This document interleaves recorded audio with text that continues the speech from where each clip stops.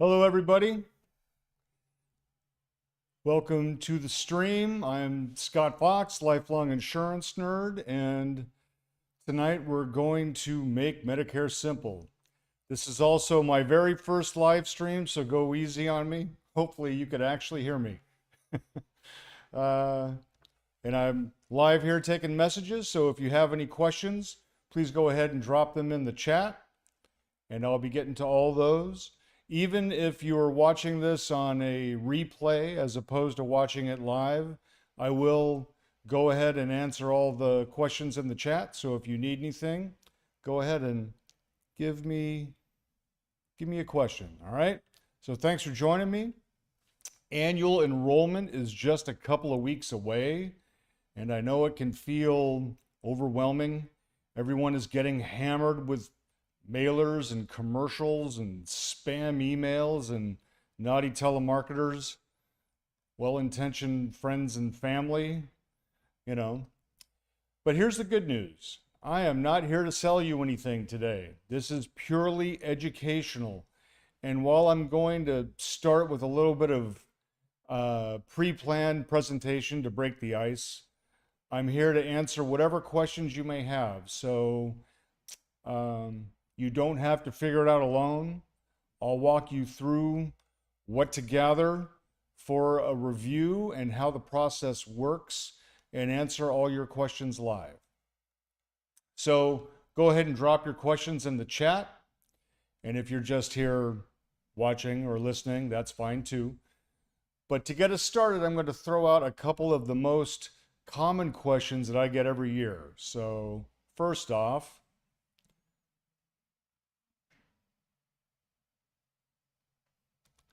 what is the annual enrollment period? How long does it last? How much time do I have to take advantage of the annual enrollment period?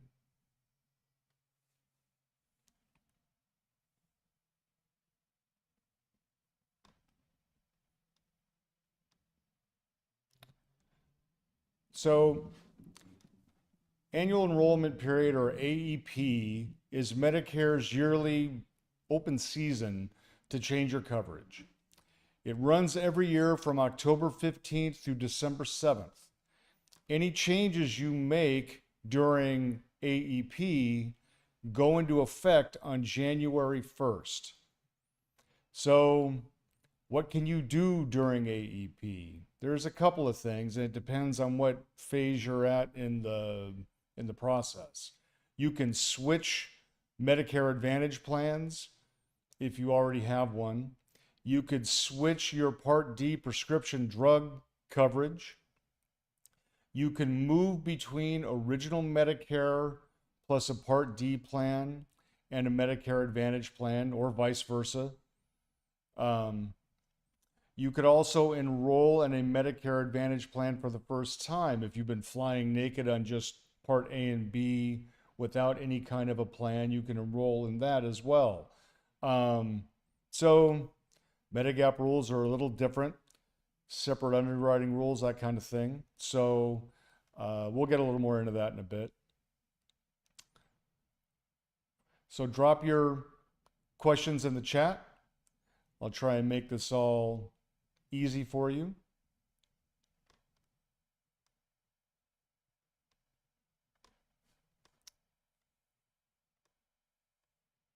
Getting used to my gear. Hopefully by the next time I do this, I'll be a little better at it. Okay, so second question, if I could find it here on my... What do I need for a Medicare review? So here's an abbreviated short checklist. You need to have a list of all of your doctors, whatever specialists you may use, whatever clinics you actually use.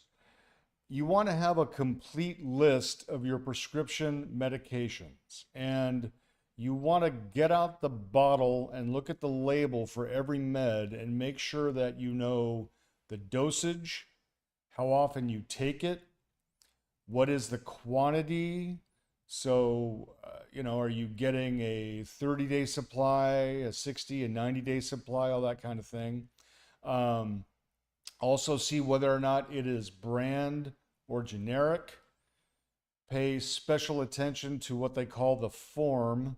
The form is whether it is a capsule or a tablet or a sublingual film. There's, just the name of the drug itself doesn't really give you all the information that you need. You also want to have your preferred pharmacies, because if you want to keep using the one that you're accustomed to using, you want to make sure that when you change, it's still going to have the same pricing tiers. Don't assume that just because it's a major pharmacy chain that it's going to be included in your prescription drug plan. Different pharmacies can cause a big difference in how much you're going to pay. You also want to have your current Medicare card and any supplemental or Advantage Plan ID, because your red, white, and blue Medicare card is different than your Medicare Advantage card. And you're going to want to have both of those on hand if you're having a review. And if you're open to looking at new benefits, a quick idea of what is most important to you, right? Are you looking for low premiums? Are you looking for the lowest total cost out of pocket?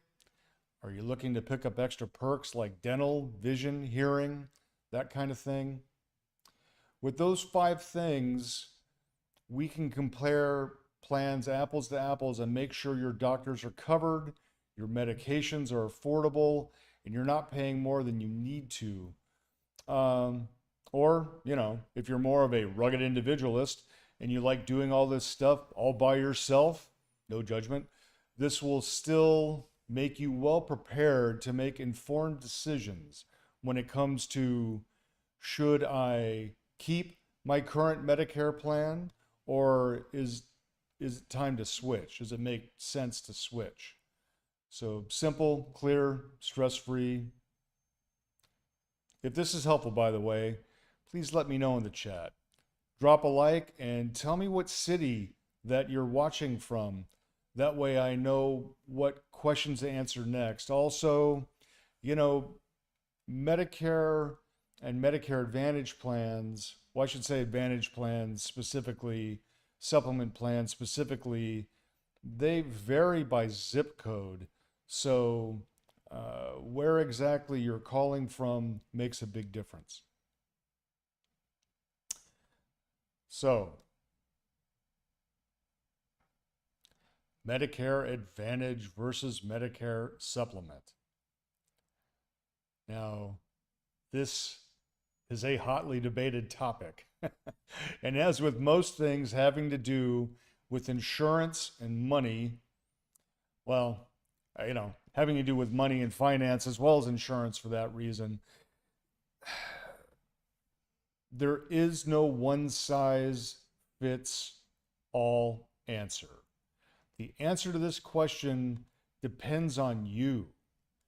Think of it like 2 different paths when you're looking at Medicare Advantage as opposed to Medicare supplement plans. Medicare Advantage, also known as Part C, it's an all-in-one alternative. You still have Medicare, but a private insurance company manages your benefits. Okay, you take the care out of the hands of the government and put it in the hands of a private insurance company. So Advantage plans are also going to have extra perks and goodies. Often they come with some kind of dental benefit, maybe vision and hearing, gym memberships. Some even have grocery or utility allowances.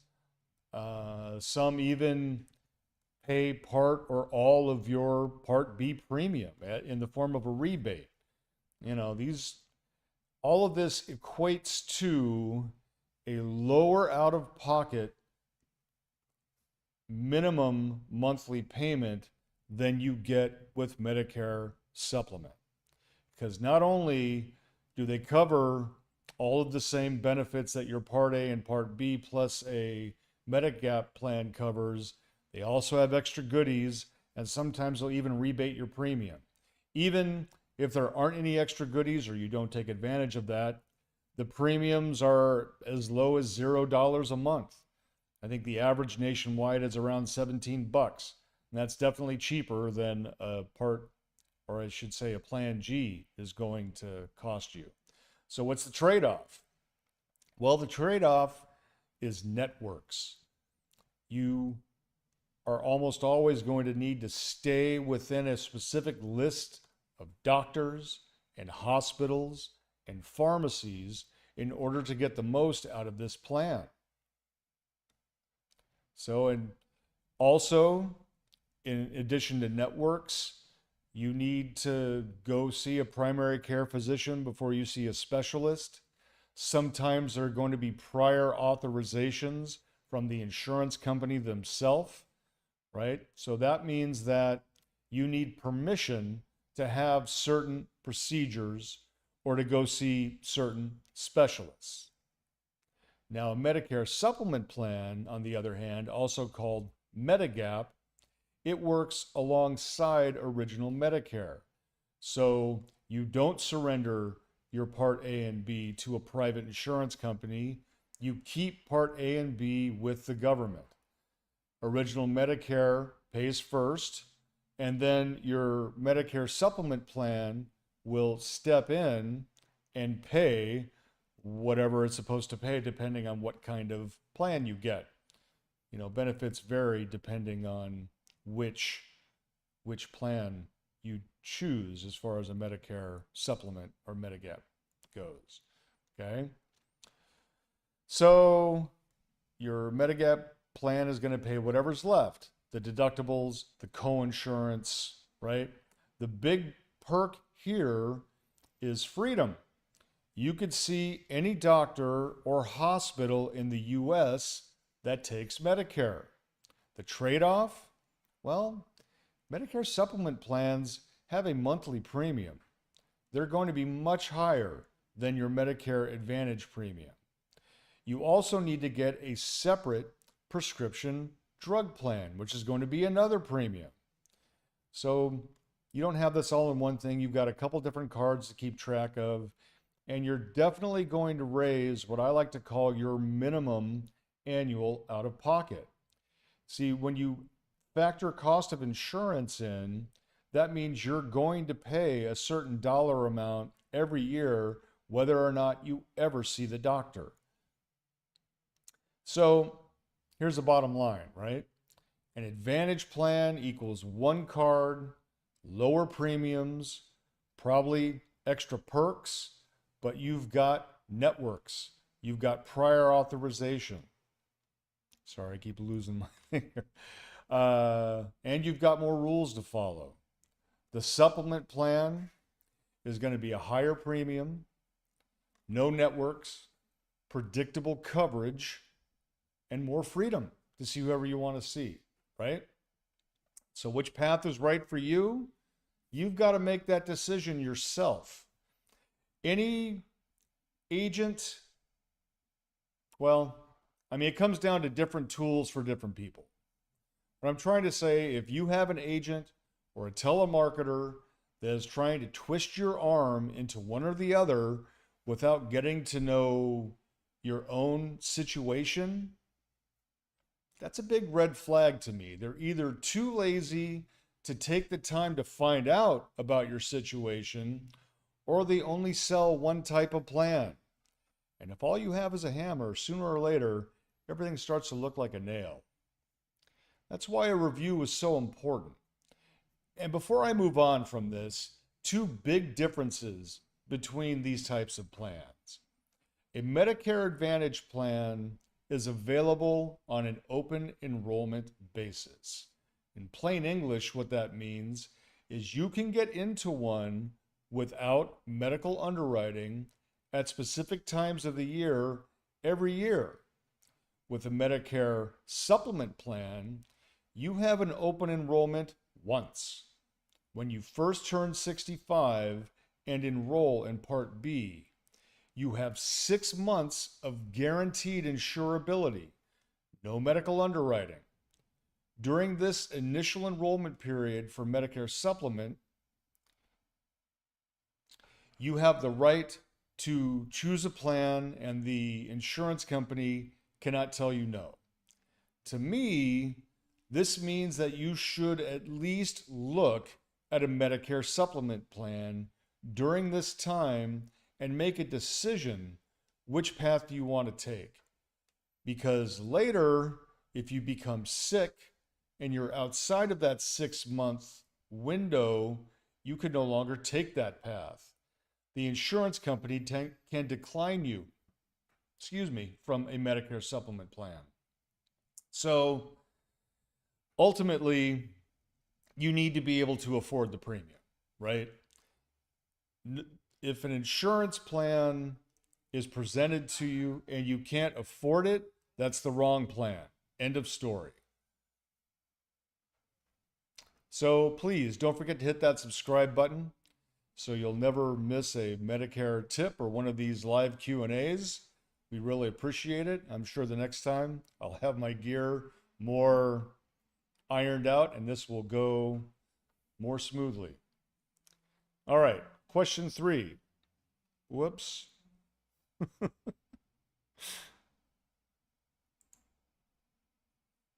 Whoops, that was question 3. Question 4. Can I change my prescription drug plan during AEP? And absolutely, of course you can. The annual enrollment period, October 15th through December 7th, is the time when you can review and switch your prescription drug plan. Now, why might you want to change? Your medications may have changed, right? The medications that the doctor has prescribed to you may be different. Whenever you have a change in medication, you need to look at your prescription drug plan and make sure it is on the formulary. Formulary is a fancy word for a list of drugs that the insurance company agrees to cover and at what price. Also, your current plan might have raised its premium, might have raised its deductible, might have raised its copays, right? These plans are not guaranteed to stay the same forever. They're guaranteed to stay the same for the current period. Sometimes the pharmacy you like moves from preferred to standard, and that can severely impact your cost. You know, if you have a drugstore that's right next door to your house and it's very convenient, you want to make sure that you continue to be able to use the pharmacy that's convenient for you. So during AEP, if you work with us, we run your medication list through software that allows us to compare different plans and look at your total out-of-pocket cost for the year. Or, once again, if you're a rugged individualist, no judgment, you can use Medicare's Plan Finder tool. That way, you can compare every available Part D plan that's in your area and find the one that covers your prescriptions with the pharmacy that you like at the lowest total cost for the year. So before we move on from the prescription drug thing, your AEP is your once-a-year chance to get your drug plan right. And it could save you hundreds or thousands of dollars. Now, before I move on to the next point, one thing I want to talk about prescription drug plans specifically is your maximum out-of-pocket costs. Now, when you're looking at your maximum out-of-pocket costs for prescription drug plans, the insurance company are only counting medications that are covered under the formulary. So if you have a prescription drug that you have to pay cash for out of pocket because your insurance company doesn't cover it, they are not going to count that cash that you paid as going towards your annual out of pocket. This is why it's so important to make sure that your drugs are on the formulary. A formulary is like a restaurant menu. If it's not on the menu, you can't get it. It's not covered. Okay? So drugs that are off the formulary have to be considered when you're looking at your total annual out-of-pocket costs. So by the way, if you would like me to run a Medicare review for you, you could just visit scottfoxinsurance.com or give me a call at 310-504-6223. I'll make it simple. And if you're watching this on replay, don't worry, I answer every comment personally, so drop your question below and I will reply. All right, let's see if we have any questions in the...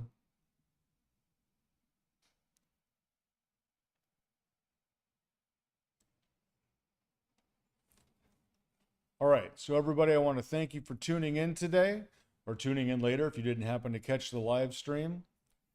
I survived my very first live stream. It wasn't smooth as silk, but you know, it's okay. And thank you very much for stopping by.